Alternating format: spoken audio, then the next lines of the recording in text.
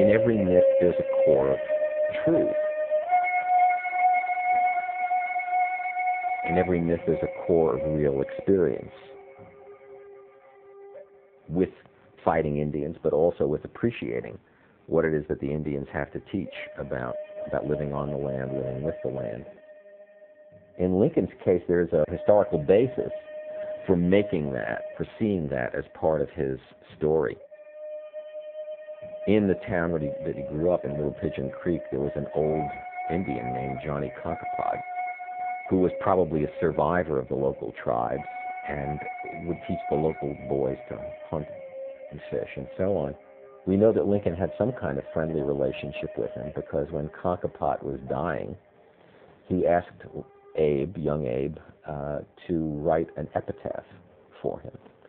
And the epitaph Lincoln writes is, "Here lies Johnny Conkapod.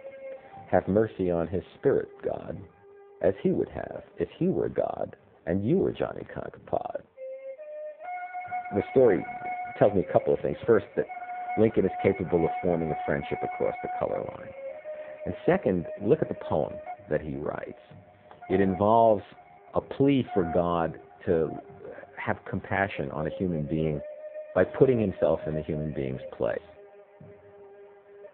To me, the essence of compassion, the essence of Lincoln's compassion, is that ability to transcend, to feel across a line that is as sharp for his society as the division between the divine and the human, between the human and the animal, between black and white, between white and red.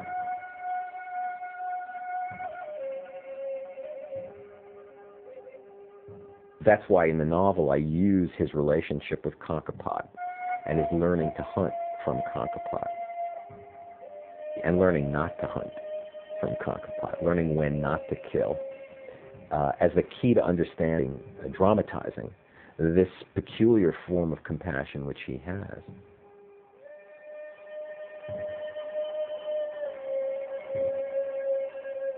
There would be a collective cultural memory, I suppose, and this goes way back.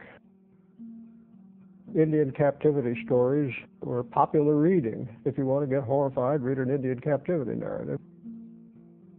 These are the kinds of things that began to be published in the 17th century, for heaven's sake. They were common in the 19th.